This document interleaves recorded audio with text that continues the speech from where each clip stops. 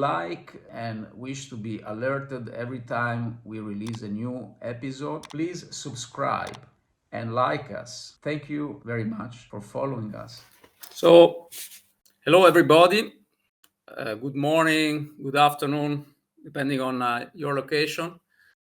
Thank you very much for joining this webinar. Today I am alone, but don't worry, there's plenty of information that I've prepared, and I hope you will find the data that I will supply you with interesting.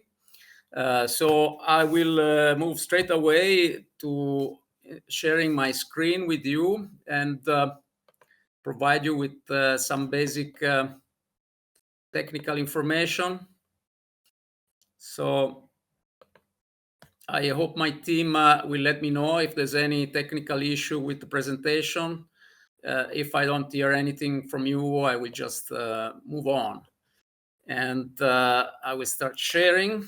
And some technical information in case you want to drop some questions, you are more than welcome. You can use the menu on the left on your screen and click on the questions button, and we will answer I will answer the questions at the end of the meeting.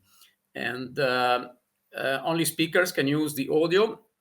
And you will receive the PowerPoint and the video link, the link to the video, as the whole webinar is going to be video recorded and then edited. And for those of you who will attend until the end, you will be able to receive a certificate of attendance. If you had some missions and you had to leave, just let us know, and we'll make sure that you will receive it. So this said, just one word about me, but I'm Paolo Bray. I'm the founder and director of WSO, the World Sustainability Organization, which has developed a Friend of the Sea and Friend of the Earth, as I will explain, as well as WSO models more recently. And the next webinar is going to be, the date that we are planning to hold it is going to be the 23rd of March on 3 p.m. Central Europe time. It's going to be about satellite monitoring, CCTVs and drones, the future of sustainable fishing certification. And today's webinar is about sustainable and ethical fashion, certifications, and market trends. So let's jump into it. Just a few seconds about what we do. We are the World Sustainability Organization and now also Foundation. We have stemmed from the experience of the Dolphin Safe Tuna project of the Earth Island Institute. And we have launched two programs, Friend of the Sea and Friend of the Earth, which are both certifications of sustainable products and services from the marine which respect the marine aquatic habitats or the land habitats. And also they are groups of conservation projects and awareness campaigns. There's more than 30 of them and growing.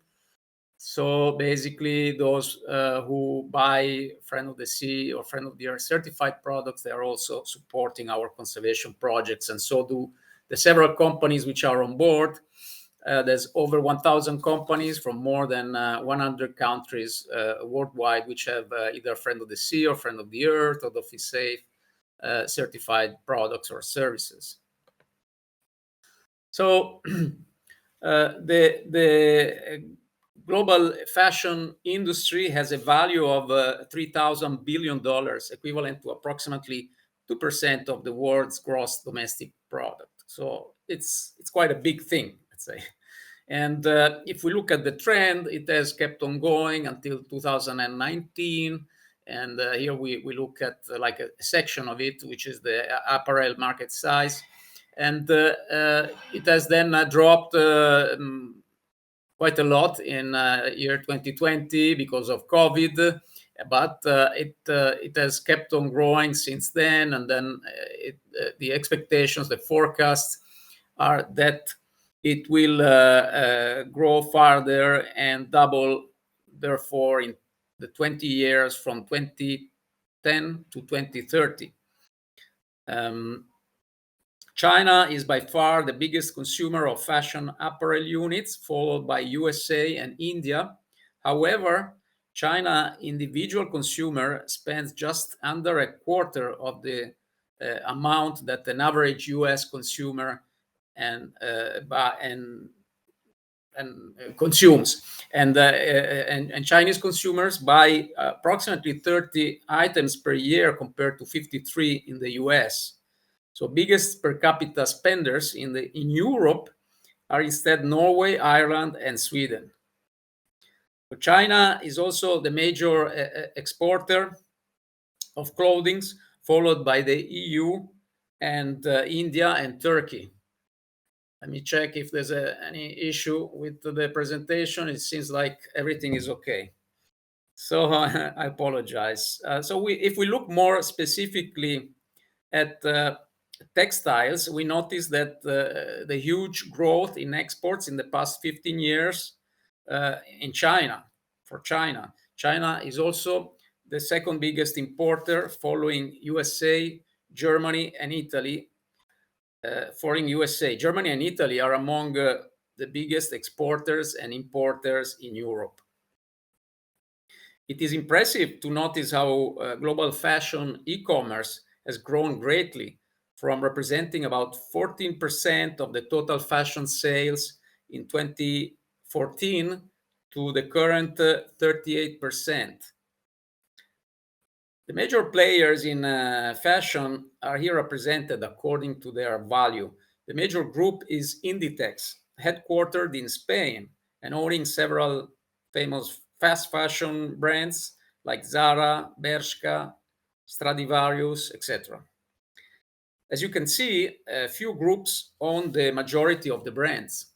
They are grouped here in the rectangular areas, thus making the fashion industry managed by few market leaders.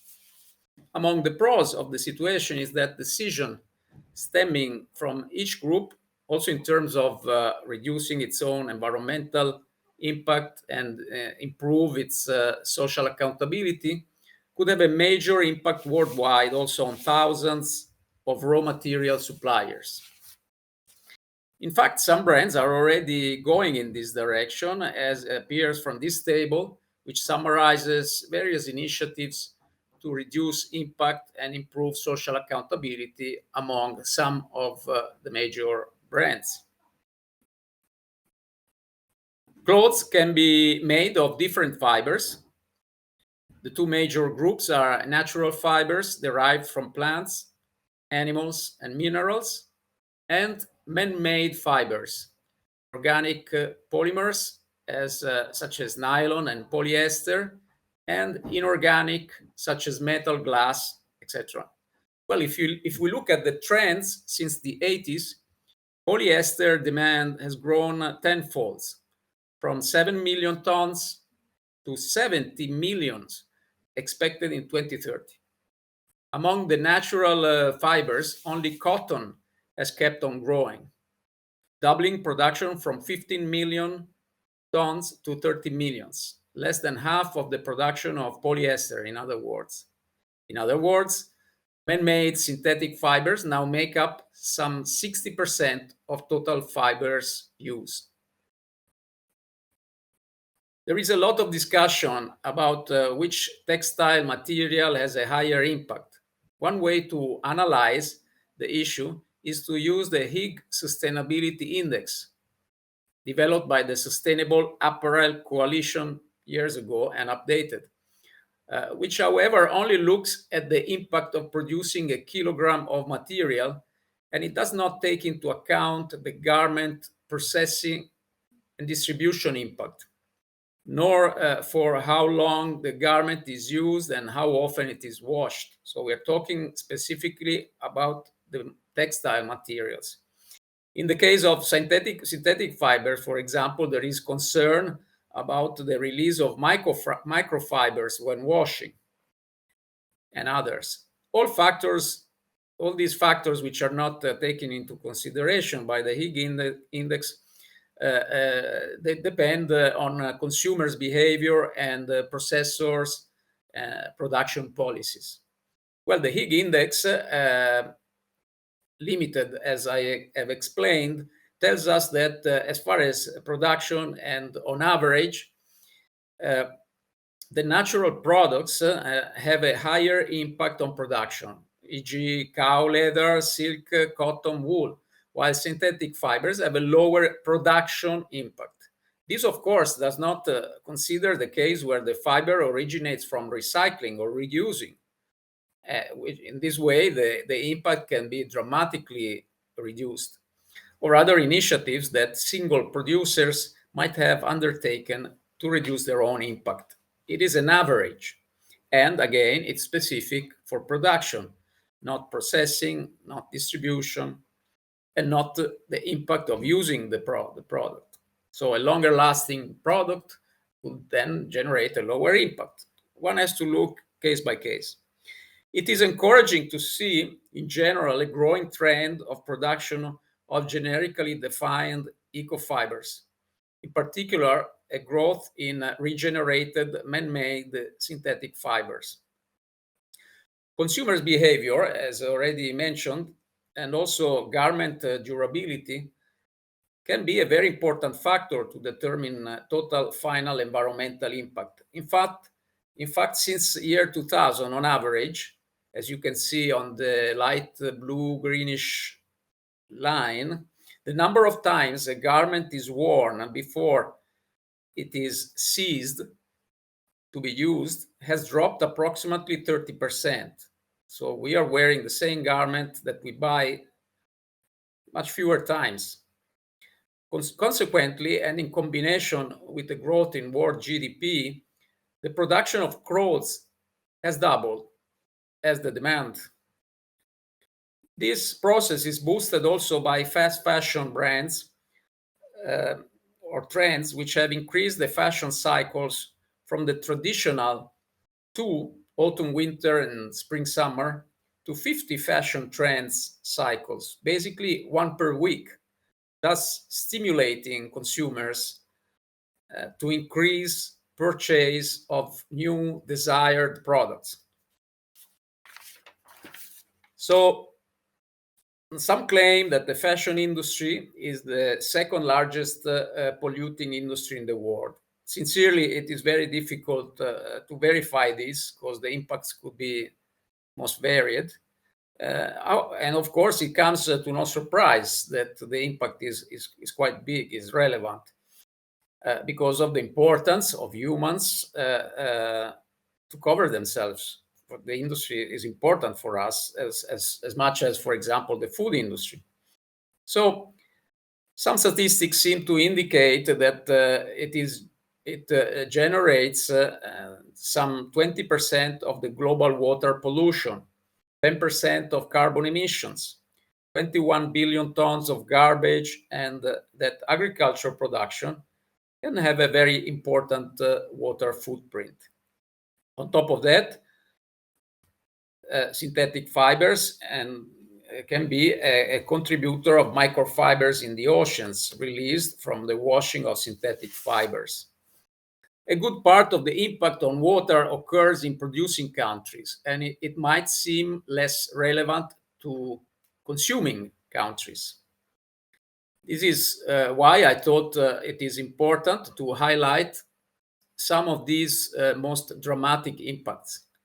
As an example, the water levels in the Aral Sea are less than 10% of what they were 50 years ago, as the 2 rivers providing water to the lake were diverted to provide irrigation for cotton production for textiles in Uzbekistan and Turkmenistan. Another example, the Citarum river in Indonesia served as an open sewer for hundreds of clothing manufacturers, which dumped chemicals into the river. It is now considered as one of the most polluted rivers in the world. Being still very labor intensive, it is normal that the fashion industry turns to those countries where labor cost is currently lower, in particular the bigger corporations and brands. In turn, this can be a work of opportunity for those countries, as long as living wages are respected, as well as other social accountability aspects, such as appropriate work conditions, no discrimination, work safety, etc. The lack of social accountability is an issue within the fashion producing industry. In particular, it is estimated that 85 million children still work in textile manufacturing countries, even though the positive or relatively positive news is that thanks to new legislation introduced and increased awareness among also the buyers and the final consumers, a decline of 40% in use of child work is reported in 2000 in the main countries. So minimum wages, when in place, are often not sufficient to cover the cost of living. Workers also operate in facilities which lack basic safety measures. In particular, tragic consequences can occur for the simple lack of fire-rated doors. In general, the use of hidden subcontractors by some brands can also determine a lack of control of basic human rights and safety issues with negative consequences. But what do consumers think about environmental issues and sustainable fashion initiatives? Apparently, 70% seem to be concerned to a certain and larger extent about environmental pollution and wastage in fashion. This concern is somehow lower in the US and higher in China and Asia. The younger generations, 18 to 24, are even twice as supportive and enthusiastic of sustainable fashion when compared to 55 and plus consumers. The features which best define sustainable fashion to consumers are high quality, on the top of this table, high quality, durability, no use of hazardous chemicals, and ethical and fair labor practices. These are the main ones. So social accountability is included among the priorities for consumers. And use of organic materials stand only 10th in the ranking. Most consumers would prefer sustainable fashion if the price is the same as normal fashion. However, among those willing to pay more, most would deem reasonable a 10 to 25% increase in price. So that's something which can be useful for those companies which are introducing new products certified as sustainable. Interesting how over 60% believe that virtual fitting would be helpful for them in reducing the chance of returning, disposing of fashion items bought online. So we could have hope also in new technologies to reduce the waste and the impact. More than 50 and up to 81% of consumers would appreciate to have a sustainability score or labeling system. And they say this would encourage them to purchase sustainable fashion. So let's see some of the certifications out there following up from this request or high level of interest of consumers for certifications. You can see here a selection of the certifications which also apply for the textiles or which are focused on textiles, some of them. Among the most widely used are GOTS, Global Organic Textile Standards, top right. This certifies textiles which contain at least 70% organic fibers. Oecotex, lower row, instead ensures that the tested yarns and textiles do not contain illegal substances, regulated harmful substances, or known harmful but unregulated chemicals. Others like Fair Trade or SA 8000 cover social accountability aspects. Well, Friend of the Earth has part of the WSO organization and foundation has also developed standards for sustainable fashion products and textiles. They are available on the Friend of the Earth website, and they focus on prolonging the life cycle of materials, reducing the amount of waste, reducing the harm to the environment, and respecting social accountability. Here you see them described a bit more in detail.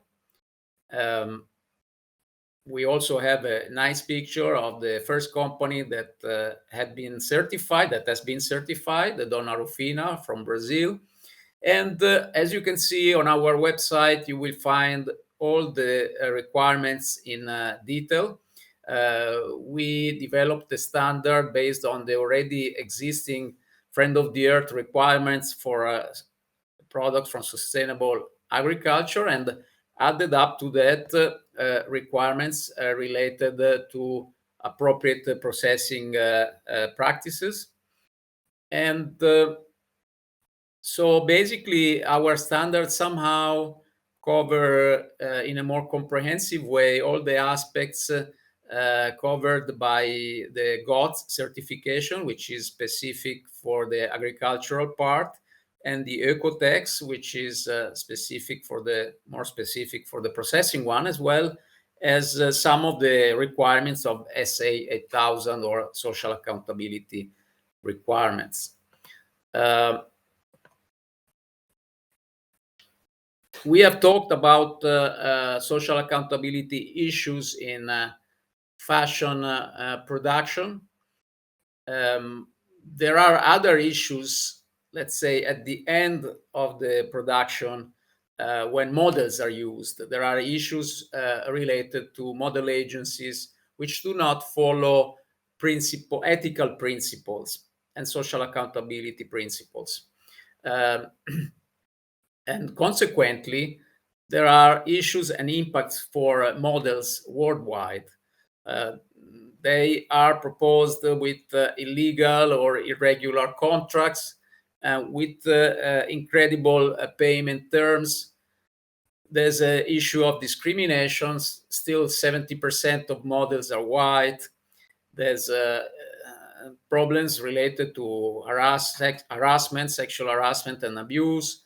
According to a study by Model Alliance, to which Friend of the Earth has donated and supports, about 28% of models have mentioned that they have undergone sexual abuse or they have been harassed in this sense. So 81% of models also still have a body mass index below 18. Sorry, there's a typo here. Below 18, which means that they are underweight to severely underweight. So these are some of the issues, and that's why in 2021 we have launched WSO Models, our own sustainable and ethical model agency, which abides to a number of principles here described,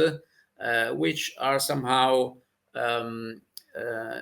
at the antipodes to those issues that I have highlighted before. In particular, also, WSO Models provides a free of charge, anonymous, and strictly confidential preliminary support for models in need of legal advice and nutritionist suggestions, and simply they can write to this email that you see here on the top right.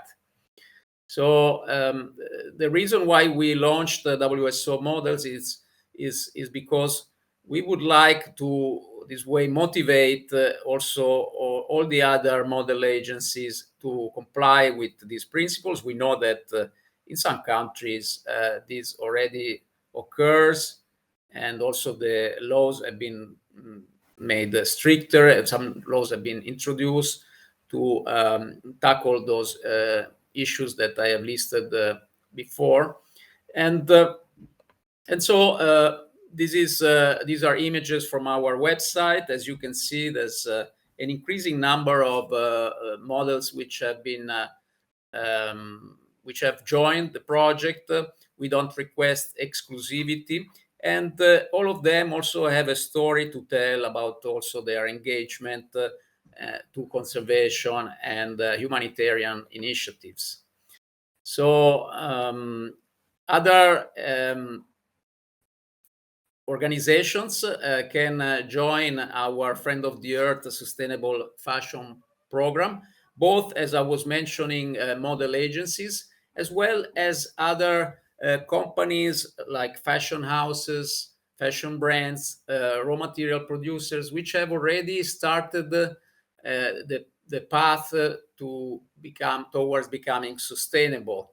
They will have to undersign this ethical and sustainable fashion policy, which basically implies a gradual improvement over the years that Friend of the Earth will be monitoring.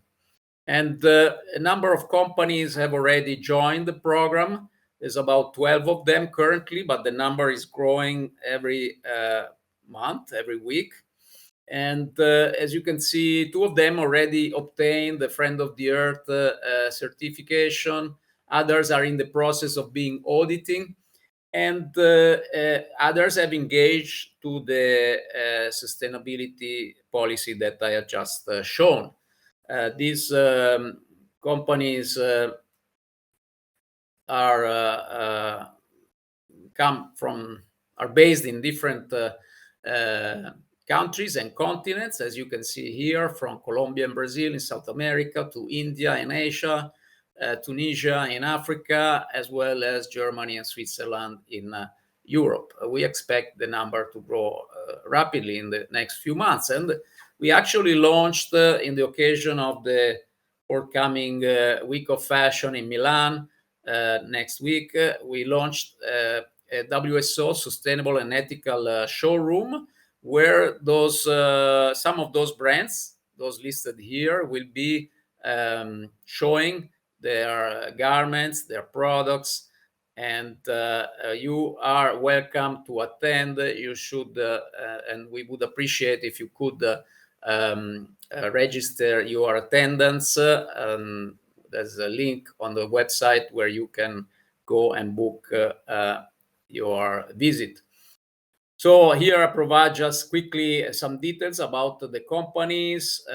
You can see the brand, the website, and the Instagram. And on the right, there are practices to reduce their environmental impact and social accountability. And for example, Carolina Bortolini from Brazil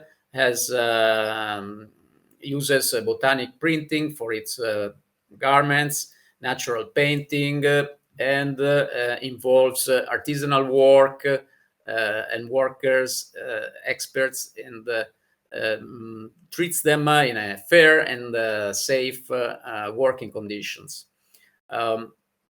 Then there's a company which produces corporate fashion, CQ, from Switzerland, which has also a strong engagement at lowering its impact and complying with all appropriate social accountability requirements. Crina from Brazil has near to zero environmental impact, as they use horsehair to produce jewels. I apologize if maybe my technical description is not so precise, but you can find all the information here on the left. There's no waste produced by this company, or almost no waste. It's an environmentally friendly alternative for jewels. It preserves the artisanal practice and culture on producing this type of jewels, and it has a very good record in terms of social accountability. Then Donna Rufina, which, as I mentioned, has also been certified Friend of the Earth, and it rescues the wool raw material that lost its market value due to the increase in the use of synthetic fibers, and it preserves the ancestral crafts made with wool raw material. The leather used is discarded by large footwear companies in the footwear region, and Donarofina recycles it, rescues the local culture of people, and displaces the territory of and describes and promotes the territory of the Pampa Gaucho, producing bags and accessories in slow fashion. And it also started a social project called Donna de Sea, which aims to empower artisans in the region, giving them a new perspective on life. Elemente Clemente in Germany has a long history of experience in organic farming and sources only or mostly organic, mostly recycling fabric, including fishing nets. And it applies fair working conditions at partner suppliers, KW Manufacturing in Tunisia and others. It requires chemical-free negative printing methods and organic colors for printing. It has a very positive collaboration and cooperation with Jane Goodall and her institutes, and it reduces and has reduced CO2 emissions by 80%. Caso is a major producer in India, is a premium high street Western wear brand, and its factories on board follow the HIG-FEM and FSLM programs. It has water efficiency initiatives in place, aiming at reducing water consumption by 30%. In fact, it facilitates reuse of cleaning water for landscaping, rainwater harvesting, closed-loop production of water systems. It's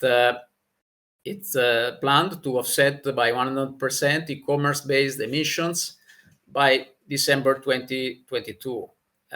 Its biggest factory is running now 25% of renewable energy. It has it aims to reduce carbon footprint 50% by 2030. And other initiatives also related to social accountability, which is verified in all its plants. And it strives to increase biodiversity at corporate office and parent company factories by planting bee-friendly species, and supports organizations in general. KW Manufacturing is partnering with Elemente Clemente and has mostly recycling fabric, including fishing nets, fair working conditions, chemical-free and organic colors for printing, and has cooperation with Elemente Clemente, and it has reduced CO2 emissions by 80%. Miclot in Colombia, it is a very important high-level fashion brand. It employs single mothers. It provides a fair payment in line with the legal requirements and more, and optimal and safe working conditions. Uses it reduces waste from raw materials to minimum terms. It sources cotton from organic and sustainable suppliers, recycles office paper. It uses models which are verified as being ethically treated, and it verifies suppliers' social accountability compliance. Friend of the Earth hopes and is sure that over the next months, further improvement will occur, and we are here to support Miclot to go in this sense, and also learn from its very positive experience, as you can see. Rico Bracco is the last one, I think, here in my presentation, from Brazil. It defends the values of the local workforce in all its facets, from supplying to crafting. It seeks to rescue historical craft techniques, protects and promotes local agriculture, and the circular economy, promotes timeless and genderless clothing made of pure and noble natural raw material. And the genderless clothing, by the way, is also true for Miclot. Its origin, sometimes imported, sometimes national, is always analyzed to ensure decent values applied to working conditions. So this is the location where we will hold the showroom, which will open tomorrow. It's in Via Cappuccini 8, very easy reach. And I wish to thank you all for your patience. I hope that the presentation was interesting. I will just launch in the meanwhile, just in case some questions are dropped, the poll, which was prepared, and the questions are: what is the main issue with fashion impact? The answer could be social accountability, water pollution, waste, emissions. We would like to hear from you what you think about it. So one question is coming in. So how do you think the textile standard organizations have improved their working patterns with regard to sustainability? Well, we have, if you, by means of this question, you are meaning when you refer to textile standard organizations, you refer to organizations like GOTS and Oecotex, those who develop standard. Then of course we think that in general, we have great respect for all the other certifications. I think however that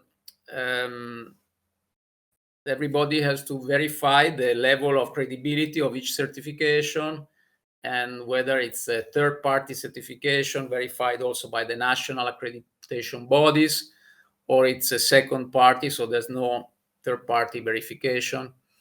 And unfortunately, some certifications out there, or some of those that I've shown, or others that are self-claims, or are not verified by third party.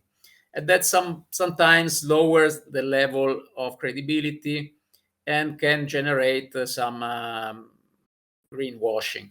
I think most of those that I've shown are really at a high level and reliable. And I think that, however, some are very specific for just a section of the production line. And that's why we propose our. On top of that, we think that the final label on the product needs to be consumer friendly.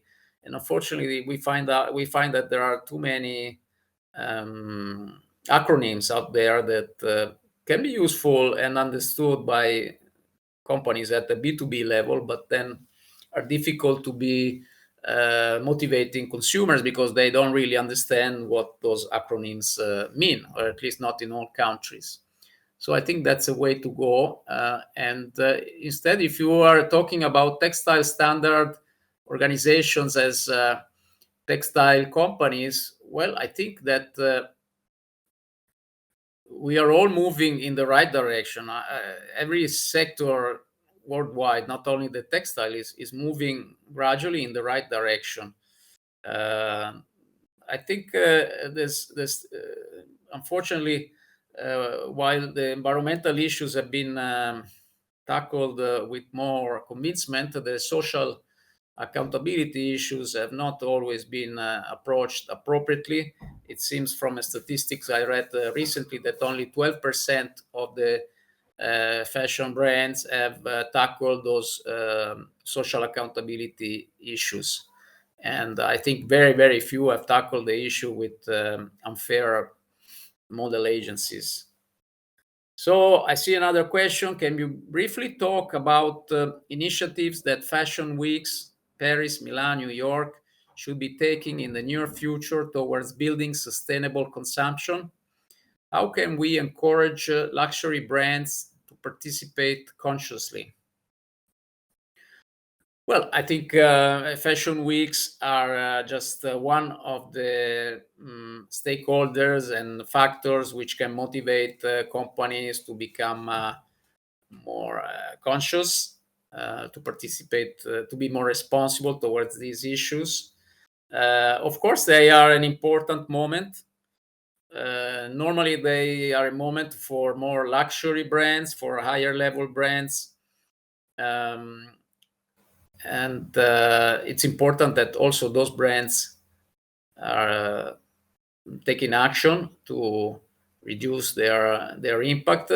I know that some of the Fashion Weeks organizers, as well as the Italian one, the Camera della Moda, has undertaken initiatives to strongly promote sustainable fashion initiatives, and has drafted also guidelines in this sense, not only for some companies, but for all companies. These are guidelines which should be followed voluntarily. Hopefully, they could be gradually more selective. I understand that this is not so immediate, and that there are some difficulties in the middle, from the theory to the practice. But definitely, they can play a bigger role. And as you are surely aware, globally, there are more and more fashion weeks which have stemmed and started in the past years.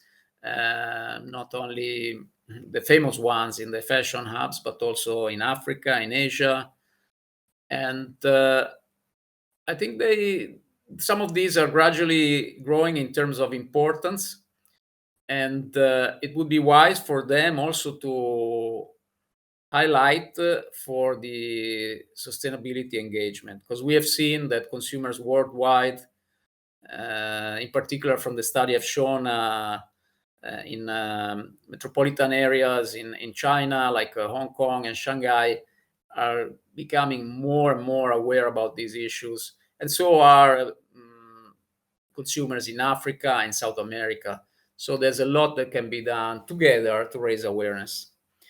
Now, the question is, I have previously experienced and want to contribute to the sustainable and ethical fashion markets.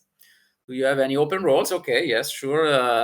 You are more than welcome to contact us. We are very open organizations with more than 50 enthusiastic collaborators worldwide from really all continents. And so we are very open to collaborate with you. Okay, I see no other questions. Let's see the result of the poll for a second. It looks like, wow, well, all those factors are important. But there's one more vote for social accountability, and that is definitely interesting.